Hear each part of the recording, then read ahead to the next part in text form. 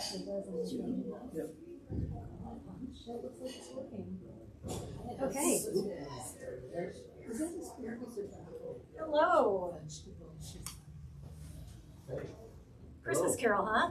Yeah. Yeah, so Father Dave and I read this earlier in the year. We often read books together.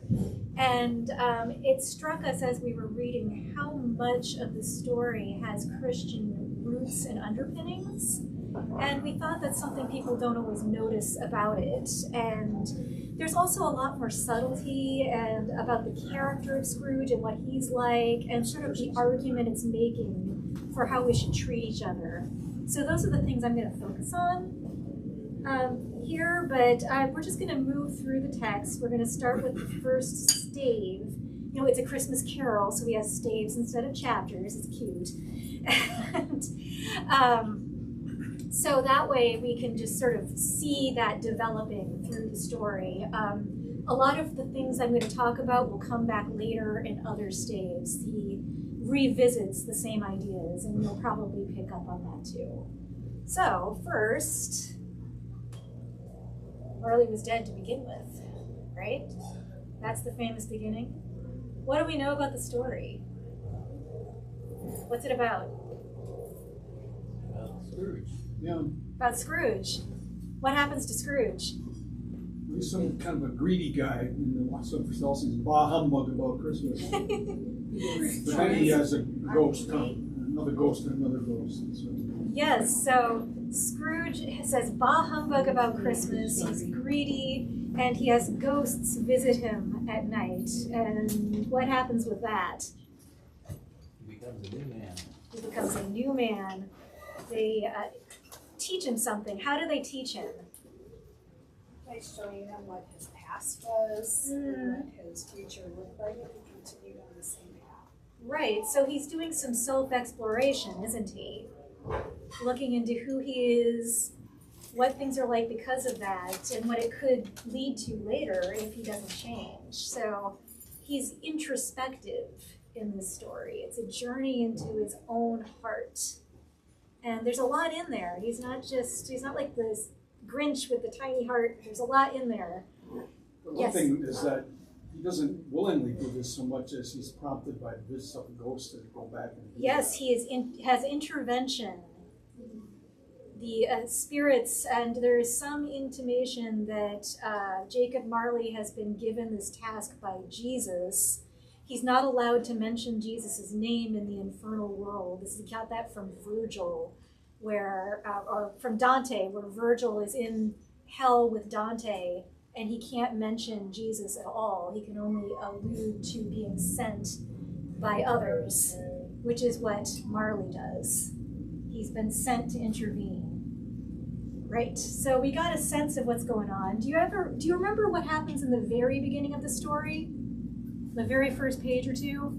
He has an argument with his nephew. Yeah, that's like page 4. This is like page 1. We learn about how very obvious it is that Marley was dead. So he is not alive, he should not be acting in the world, but he shows up anyway. So that's miraculous, something special is happening. But then we learn about Scrooge. It starts telling us about who he is. So I thought I would focus on that a little bit and have some time just to talk about what kind of guy he is to begin with. Where are we starting from? Oh, but he was a tight-fisted hand at the grindstone, Scrooge, a squeezing, wrenching, grasping, scraping, clutching, covetous old sinner. Hard and sharp as flint, from which no steel had ever struck out generous fire. Secret and self-contained and solitary as an oyster. The cold within him froze his features, nipped his pointed nose, shriveled his cheeks, stiffened his gait, made his eyes red, his thin lips blue, and spoke out shrewdly in his grating voice. A frosty rime was on his head and on his eyebrows and on his flared chin. He carried his own low temperature always about with him. He iced his office in the dog days and didn't thaw it 1 degree at Christmas. What prompted? Do you know what prompted him to write this story? Yes, and I will tell you. Okay. But I will not tell you till next week. Okay. You have to come back. The other thing about Dickens, as I understand it, at times he got paid by the word, so he was very. Not here. Not here. Not here. This is the original, it's a facsimile of the original copies that were sold. It was a gift book for Christmas, and it was sold like this. So, not by the word this time, but he loved words. He loved sentences. He loved playing with them. So they just roll along. Like, it was so easy for me to read that. It's so fun. Yeah. Just like piles of beautiful things you get to say. And didn't he write the book for children, which surprises No. me? No, I it was read meant. somewhere where he wrote this book for children. That's not the case. He was writing for adults. We'll get into that, but next week. Okay, you guys are way ahead there. Yeah. But what words jump out to you here? Well, the ones that are highlighted. I might have made this a little too easy. However, I like the cold from within him froze No, you're fine. his old features, but that the word the cold from within. Yeah, because no steel has ever struck out generous fire at the beginning. There's no spark in him, right? He's cold. His lips are blue. It's like he's kind of half dead. It's like describing a dead body. What else? Secret, self-contained, solitary as an oyster. What kind of guy is that? Not approachable. No. No. He's separate, right? He has a big old shell around him, like an oyster shell. Well, almost self-inflicted. Absolutely. But it also, when I think of the oyster, I know that there's something in there that's turning A little into, bit of meat, right? so that Chewy. so There's- there's some yes. internal. That's 'cause good. What forms the pearl is. Yes. So he has grain of this sand. soft, meaty inside that he's protecting by a big, hard shell. And there might be, like, they put sand and things in the oyster to make pearls. There's something irritating him in there, right? Yeah. That makes sense. So you're getting a sense of what's going on with him already. Here's some more. Nobody ever stopped him in the street to say with gladsome looks, "My dear Scrooge, how are you? Won't you come see me?" No beggars implored him to bestow a trifle. No children asked him what was o'clock. No man or woman ever once in all his life inquired the way to such and such a place of Scrooge. So what's the effect of him being like that? He was avoided. Yes. People he doesn't even know don't approach him. Right? The basic kind of things, you live in a big city, if you've ever been to a big city, like there's people everywhere and you're going to interact with some of them, right? You can't really keep from stepping on each other's toes that way. And you kind of might have little interactions where you help each other out, and he's just not a part of that at all, right? Well, and he wasn't very good to look at, so no wonder people. Yeah, he's avoided kind him of also. scary and cold and pinched, and like he looks like a dead body walking around. Well, he probably had quite a reputation. Mm-hmm. Treated as a ghost. Exactly. Exactly.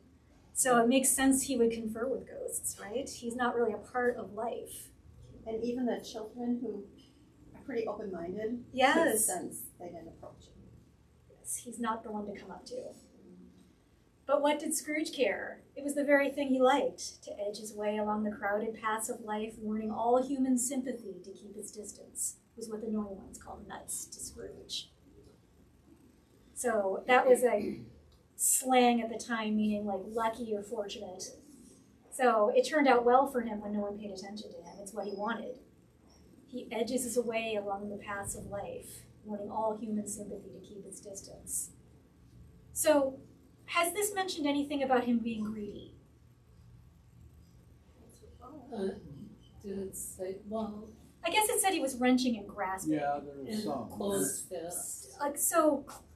Yes, maybe in the context of being closed off. Is it leading with him being greedy? What's it leading with? Actually, he comes off as being miserly, like he doesn't even want to buy another piece of bread when he's he's eating. I mean, in these passages describing his personality. He's isolated himself. Yes, yes. He wants to edge his way along the crowded paths of life, going around the periphery, staying out of the center, not engaging, not being with people. He wants all human sympathy to keep its distance. Stay away from me. So it's less, I want lots of money, it's more, I want people to stay away from me. And he doesn't, that inner, whatever, that inner scar, that deep down thing, Yes. that irritates him so much.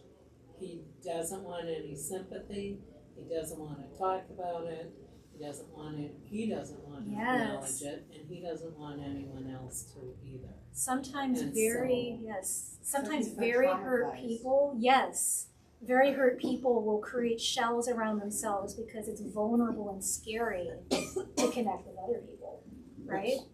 It's opposite. I'm going to use the word heat because it came up today. Yes. And so here, he's heeding to stay away and keep the distance, where when we look at the gospel, it's heeding to listen to Christ and listen to what's going on. So there's 100% opposite. Yes, he's running from that. That's Alistair Sim, one of my favorite Scrooges. I just love his face there. I think it gets the point across. Yes, he's very expressive. I don't know if you've seen this. It's the 1955 version. He's very good. It's not completely accurate to the story, but it's a really good story in its own. All right, so we enter the money-changing house where Scrooge works. He owns this investment and loan company. So he makes loans, he invests the money he gets from the loans.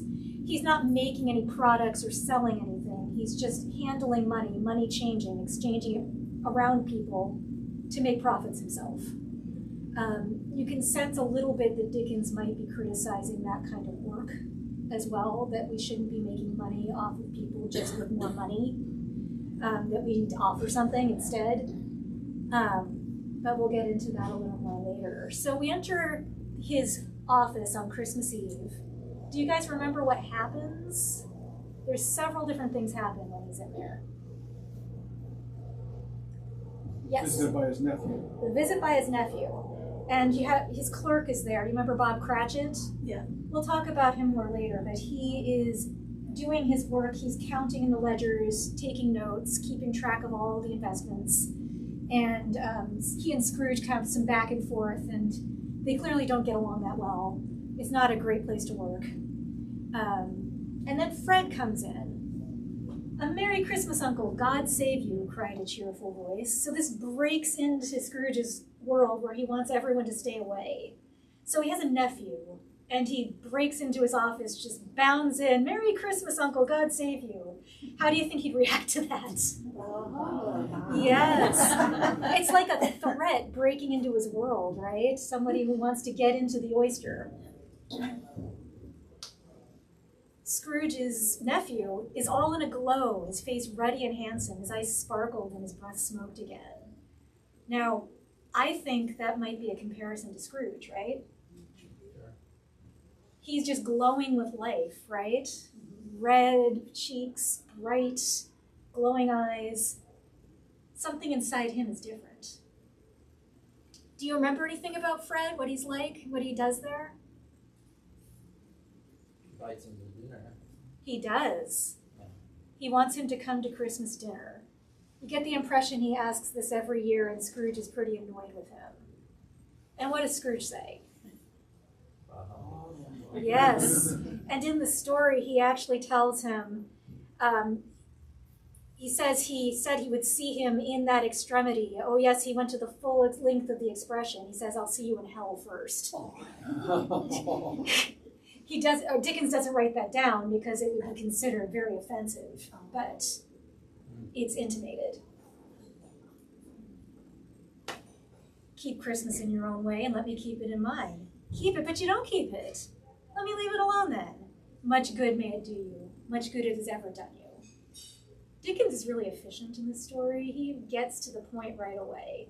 We know what Scrooge's problem is already, right? something's hurt him, he's shut off, he's cold, he's living half a life, he's not really even a person anymore completely.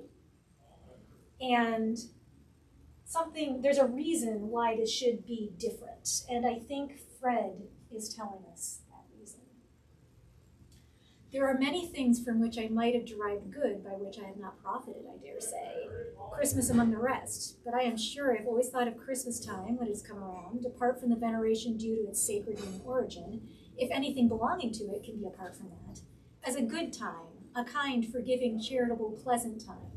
The only time I know of in the long calendar of the year, when men and women seem by one consent to open their shut-up hearts freely, and to think of people below them as if they really were fellow passengers to the grave, and not another race of creatures bound on other journeys. What do you think of that? What's Christmas for? That's very Christological. Isn't it? Say more. Well, I mean, he's talking about, the way Jesus taught us to be open to everybody, to be love your neighbor, basically, is what he's saying. To treat everybody the same.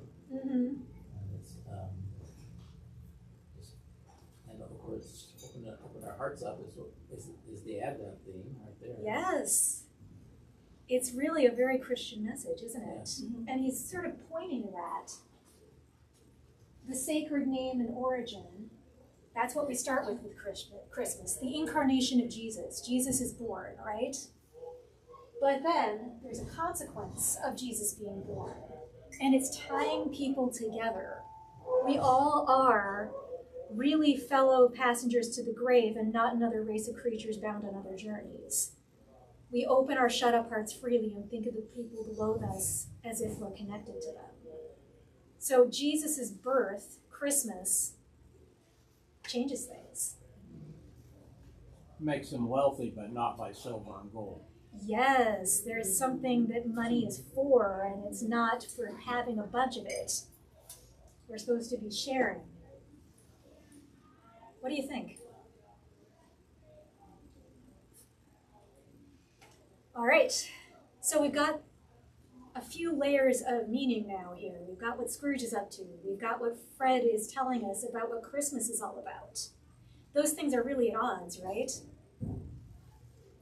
What Fred wants and what Scrooge wants. Just as I think what Robert was saying, that they're very opposite. What Christ wants for people is the opposite of what Scrooge is doing.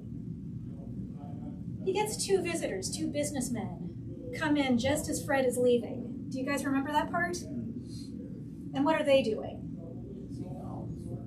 Yes. And this was very common.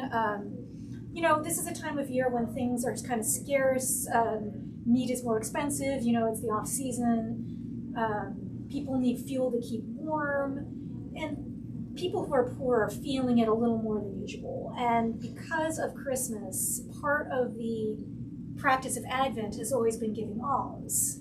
You may be familiar with that because it's a penitential season, we give to the poor to remember what we have and to emulate Jesus and prepare ourselves for his coming. So a lot of businessmen and professional groups and churches would be gathering resources, money, food, clothing, whatever, to hand out, much like our giving tree is doing. So that's what these guys are doing. And they're just going from office to office. You get the sense they work down the street from him somewhere in this neighborhood. And they're going from office to office, taking down donations so they can do their version of the giving tree. And how does Scrooge feel about that? Somebody else's problem. It's somebody else's problem, exactly. And how do you know that that's what he thinks? Well, because he asked about the prisons, the union workhouse, and then down at the bottom it says, I'm very glad to hear they're still in operation. Yes. And he's not doing anything. He pays taxes, and taxes cover some provision for the poor. Specifically, prisons.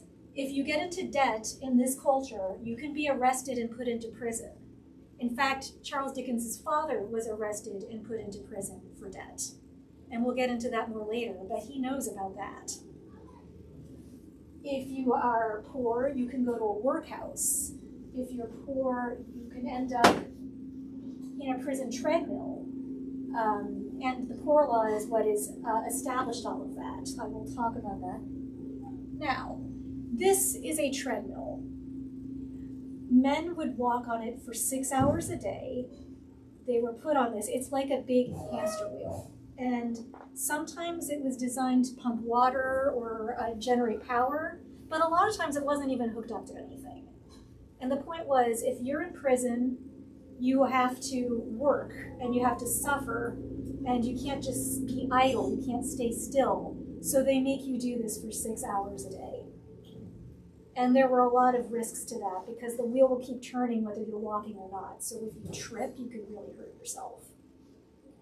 So this is what Scrooge is saying is a good idea to deal with this problem.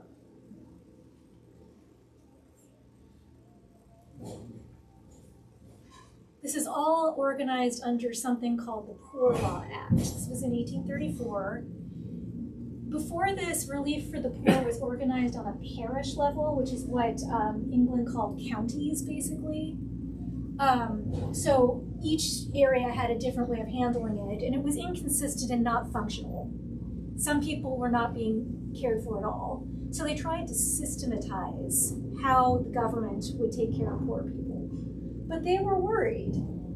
They were worried that people, if they were given free food and lodging, they just wouldn't work. Everyone would just come to the poorhouse. So they tried to make it as unpleasant as possible so that only people who really needed it would come. So the conditions were used as a deterrent. I was just reading that the workhouse in Cork for children had 169 children die in 1855, and the average attendance every day of the number of people there was 139. So that was a child dying every other day. Constant hard labor, often for no reason.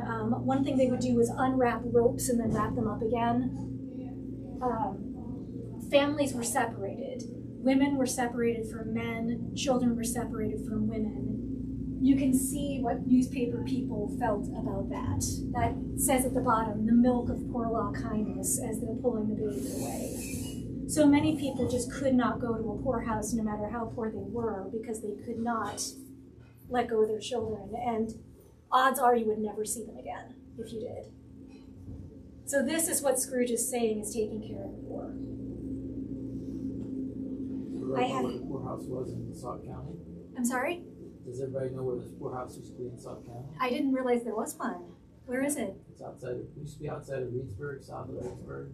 Yeah. And it became the Sauk County Healthcare Center. Yeah. And they tore that down, built a new one in Reedsburg. Of course, now they shut that one down. Interesting. But, yeah. I wonder how it compares to this kind of thing. It wasn't nice to be on MP and go visit there. When it was a poorhouse, they had gardens, and they planted. But then some social workers thought that was making these poor people work hard, which was actually that's the nice kind of work, having a garden. Give them exercise. But these do-gooders decided that should not be, so they closed that down. You can see how much trouble there is in organizing things like this.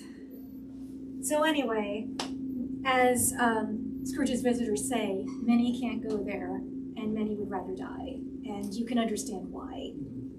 So what he's saying is, I think, extremely cruel and cold and not at all what these folks would be able to hear with equanimity. They're going to be pretty horrified by what he's saying. And this is, can I just read part of page 4? Sure. If they would rather die, said Scrooge, then they had better do it and decrease the surplus population. Besides, excuse me, I don't know that. But you might know it, observed the gentleman. It's not my business, Scrooge returned. It's enough for a man to understand his own business and not to fear with other people. Mine occupies me constantly. Good afternoon. How uncaring. Yes. There's, I think, two things going on there. If they would rather die, they had better do it and decrease the surplus population. I'll get to that next. But besides, excuse me, I don't know that. I don't know about that. You're telling me that people would rather die? I don't know. But you might know it. What's he saying there? You became aware? Yes, he's not aware of what things are like in these workhouses. And he doesn't know. And he's saying that it's not his business. But his visitor's saying, you might know it. Right? If he asked, if he looked around, if he read newspaper articles like the ones Dickens wrote, exposés of the treatment of the poor when he went into these places and reported on them. He was incensed by what he saw, and he wanted people to know. And you can shut up your ears and be distant and say it's not my business, like Robert was mentioning, or you can make it your business, right? Anyone know what surplus population means here? There's something special, specific going on. Overcrowdedness. Overcrowdedness. This was a hot topic at the time. Anyone know who Thomas Malthus is?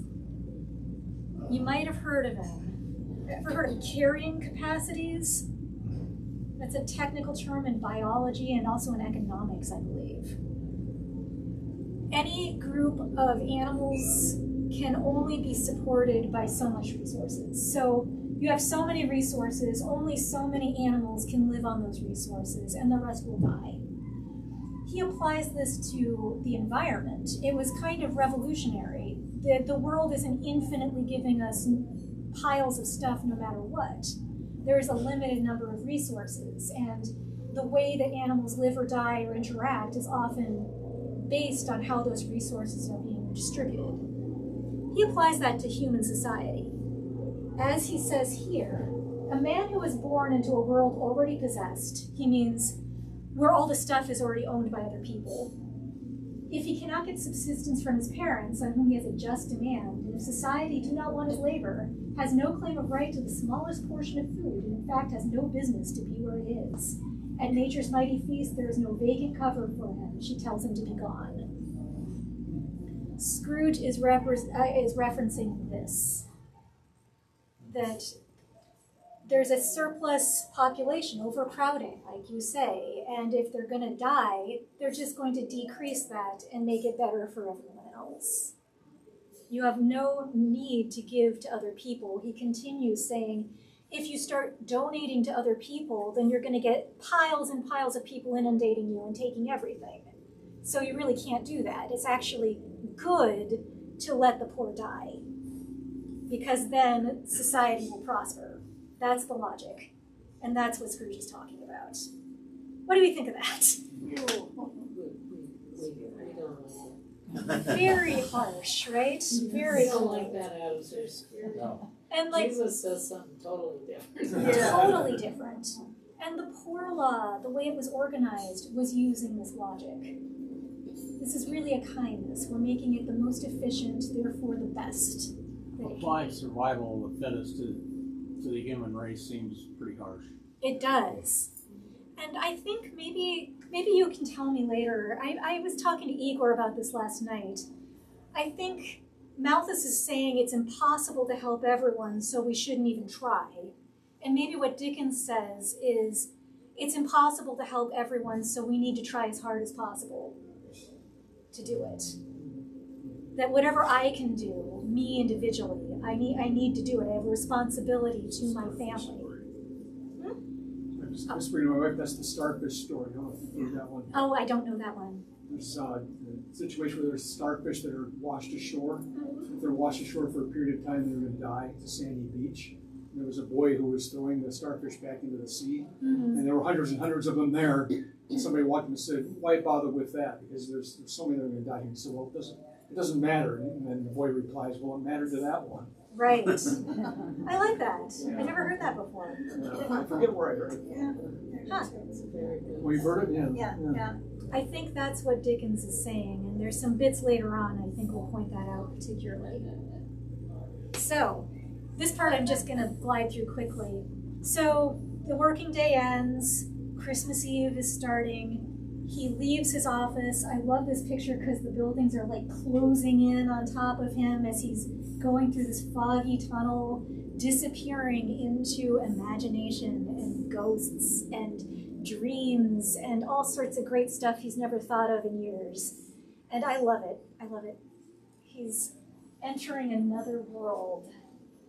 And we see part of that. What happens to him when he gets to his house? Do you guys remember?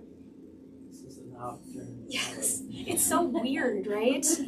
Like his doorknob turns into the face of his dead partner who's been dead for 7 years this very night. That's very ghostly, isn't it? 7 years dead. His face just appears in place of his own door knocker. Isn't that weird? Yeah, right? It just pops up. It says he opens the door and checks the back to see if the back of his head is on the back of it. Smoking in that pipe. That would explain a lot. Yeah. So anyway, ghosts. Suddenly into this world where he is very rigid and controlled, right? Everything is the way he wants it to be. He's keeping people apart. Can he control that? No. It's just there. To say that he was not startled or that his blood was not conscious of a terrible sensation to which he had been a stranger from infancy would be untrue. He's feeling stuff, right? Stuff he hasn't felt since he was a baby. You know, like a little kid in the dark. So all of a sudden, into that oyster, something real, something scary, something breaks in that he can't stop. And he's feeling stuff that he hasn't felt since he was really vulnerable and childish and hadn't developed any of these defense mechanisms that he has. I love it. So, of course, he goes around his house and he's like checking under the bed and in the closets and all around to make sure there's no more heads sticking out of anything. And he's alone. So he sits at the fire. And I wanted to point this out in particular. I think it's, again, telling us about his journey into imagination, into the land of stories and miracles and meaning, you know, stuff he wouldn't think about. He thinks about ledgers and numbers and avoids anything about relationships. But we get, he's sitting at his fireplace, and all the tiles around it are these 16th century Dutch biblical stories. His house is completely alone, surrounded by warehouses. It was made by a Dutch trader in hundreds of years ago. You can imagine it's just fallen apart. And there are these Delft tiles. Have you ever seen anything like that before? Yeah. Yeah, you can get that set for $1,000 on eBay. Just do that right away. So there's like Bible stories, and they're mostly Old Testament. And I thought that really says something where he's really looking at them for the first time in a long time, right? What do you think, what do you think that says about the way his imagination is changing through this experience, that he's reacting? He's opening up. He's opening up. And so all these different things, these stories about people and the strange things that happened to them from the Bible long ago are around him. Yet the face of Marley, 7 years dead, came like that ancient prophet's rod and swallowed up the whole. If each tile had been blank at first, with power to shape some picture on its surface from the disjointed fabrics of his thoughts, there would have been a copy of old Marley's head on every line. Pop, pop, pop, pop, pop. Since it popped out of the door, it might as well pop out of the tiles. But what's he referencing? The prophet's rod? Do you remember that story? The ancient prophet's rod? It's talking about Moses. You remember Pharaoh's magicians made the rod turn into a snake, and he did the same, and his rod snake ate their snakes. Showing that They're just doing magic, but he had the power of God behind him. Marley has the power of God behind him, as a prophet coming to him, telling the truth. And that's the story that's happening right now. The miracle story, the story of wonder, just like the ones in the Old Testament. Marley shows up, walks in. He's transparent. You can see the buttons on the back of his jacket from his stomach. It says that. I think that's a cool detail. Right through him. So I wanted to point this out because it's just so neat and lovely. Scrooge had often heard it said that Marley had no bowels, but he had never believed it until now. And that is a reference to 1 John 3:17. But whoso hath this world's good, and seeth his brother have need, and shutteth up his bowels of compassion from him, how dwelleth the love of God in him? That's King James. What's it saying about what Jacob Marley was like? Just like Scrooge. Just like Scrooge. How so? He would give anybody time of day. Yep. Wasn't compassionate, wasn't caring. Shut up his bowels of compassion. Never really thought of the bowels being very compassionate, but King James didn't ask me. So the love of God cannot dwell in you if you shut yourself up, right?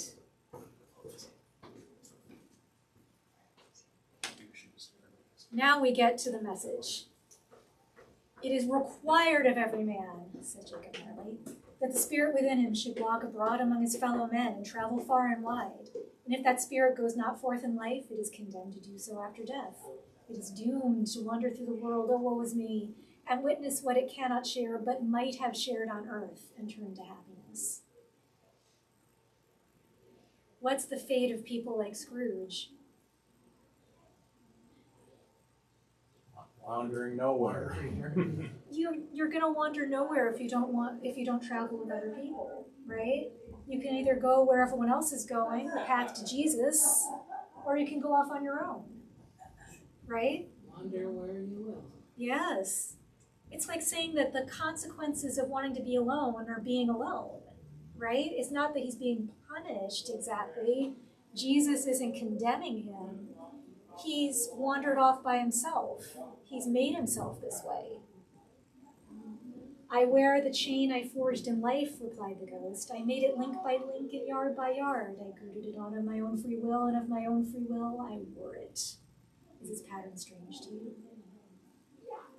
What's he talking about? What's he got wrapped around him? Do you know? Yeah, his ego, self-indulgence, Yes. everything about him and not about anybody else. And so little by Chained little over down. life, he just chained himself in.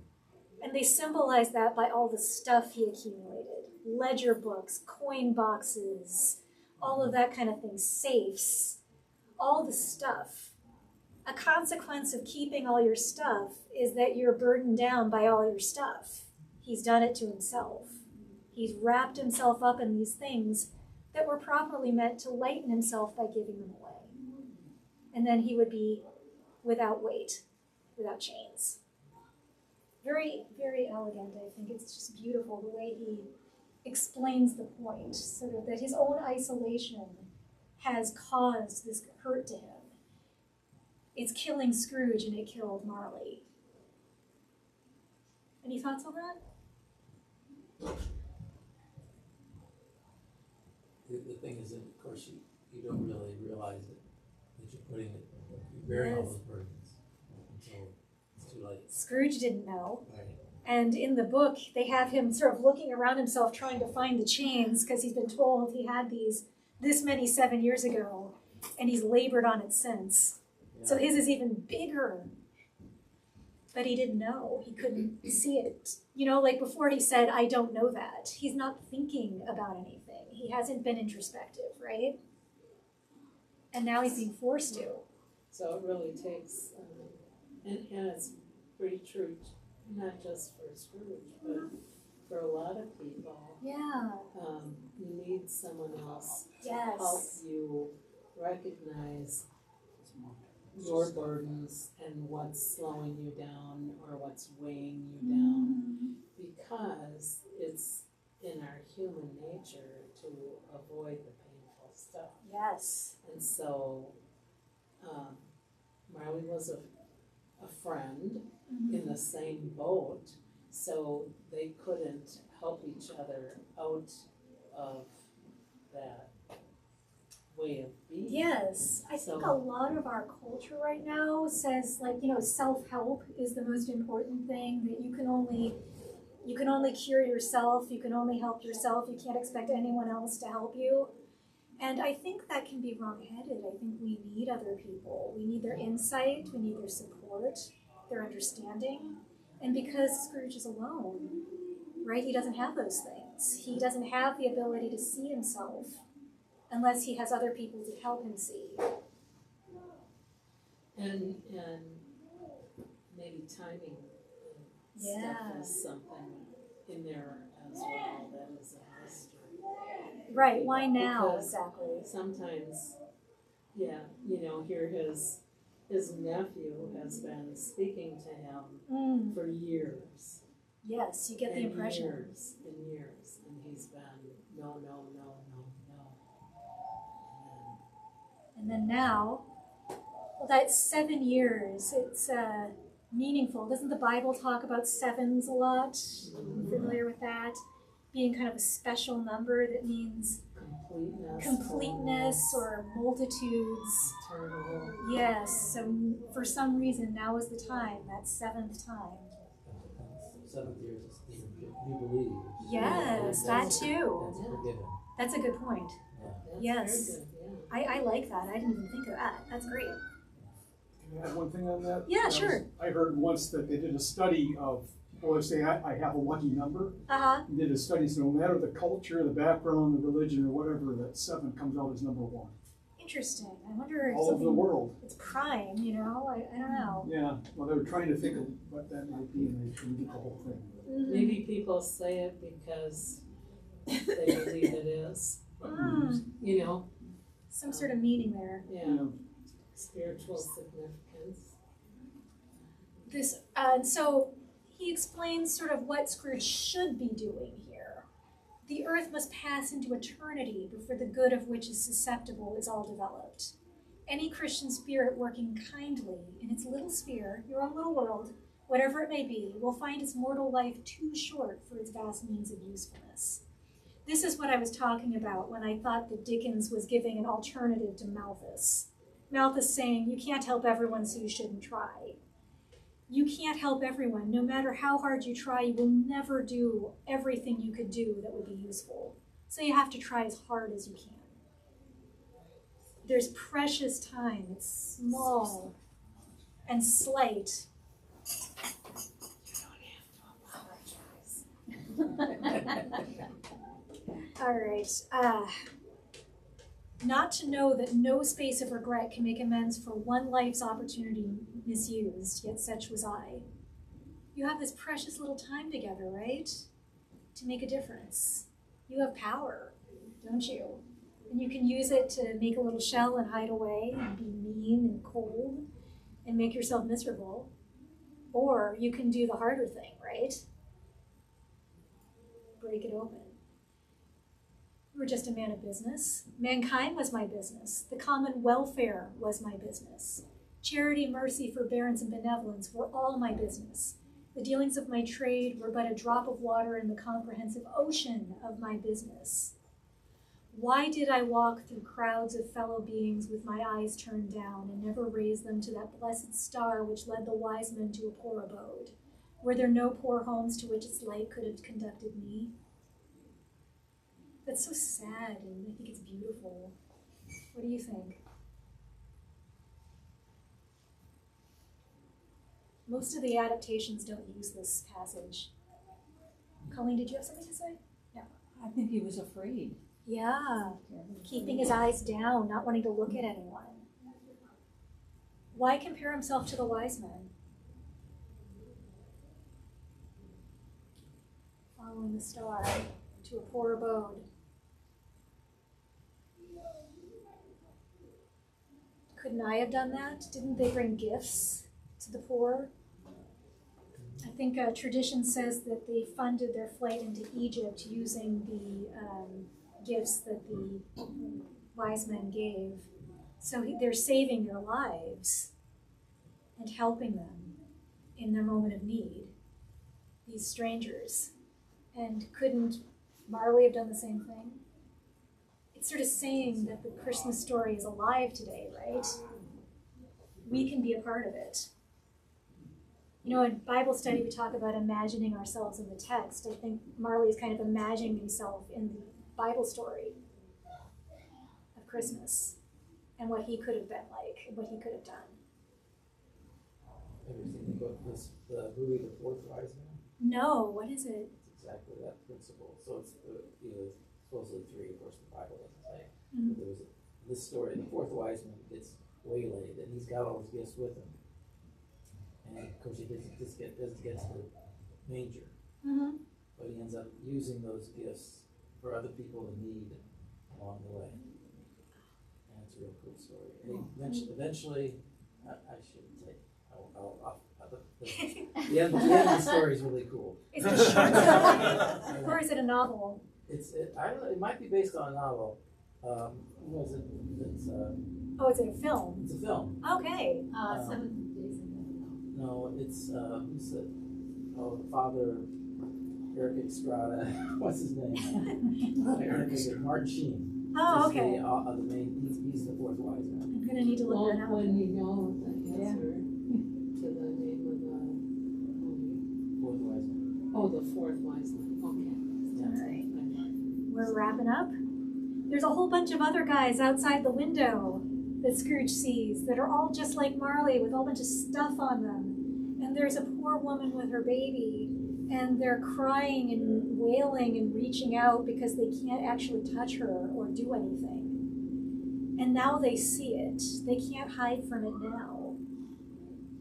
They're wandering the earth, and they just see everything that they didn't look at when they were closed up and hidden away. And they can't do anything now. So again, the pain comes from within. They're not being punished, they're punishing themselves. Like it says, some might be guilty governments. Mm-hmm. I like that word. Yeah. Not just people, but Guilty governments, yeah. Yeah. right? Yes.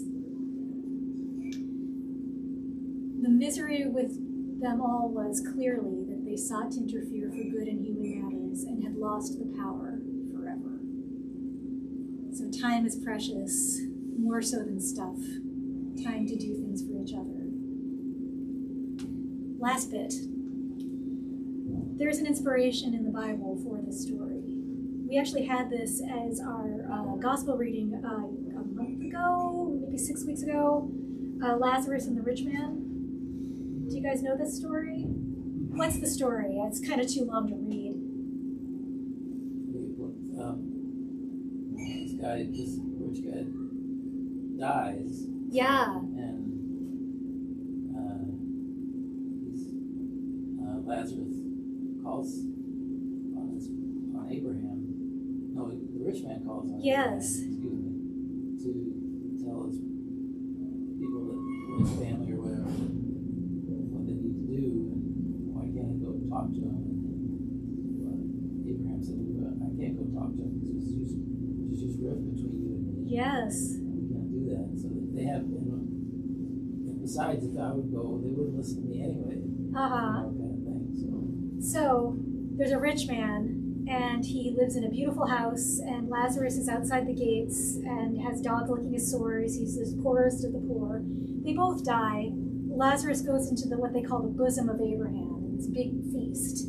And the rich man is being tormented in Hades across a vast chasm. And he's crying out to Abraham, saying to send Lazarus to give him some water and ease his thirst. Abraham says, well, we can't get over there. There's this giant chasm. You know, he's put distance between himself and everyone else. The first thing you do when you become really rich is you buy a house with a big gate around it, right? You know, he's put this chasm between himself and everyone else. We can't get to you. You've gone away. And then he says, well, just send Lazarus back to the living to tell my brothers and warn them. And he says, They have Moses and the prophets. If they don't listen to them, they will not be convinced, even if someone rises from the dead. So Dickens is playing with the story, and he's saying, yeah, it takes way more than this one intervention with Jacob Marley rising from the dead. We need a journey into exploration of the self. He needs to go back into his own past and really think about himself. It's not that easy. Someone just showing up and saying, hey, you're in trouble. Scrooge doesn't know what to do with that, right? It's really alarming. He's been shaken out of his stupor, but it's not enough. He needs some more. He needs to go into a personal exploration of who he is and what he can be. This was a popular Christmas carol at the time A Christmas Carol was written. It had multiple different melodies, but it's an English folk carol, and people would have known that. So it's interesting to me that it's associated with Christmas, and that he created the story based on the idea around Christmas. And I'm going to have Paul turn off our recording because YouTube will block this from view if I play the carol on YouTube. So folks, be on the recording. Thank you. We'll see you next time. Is it off? The red button. Slide this on.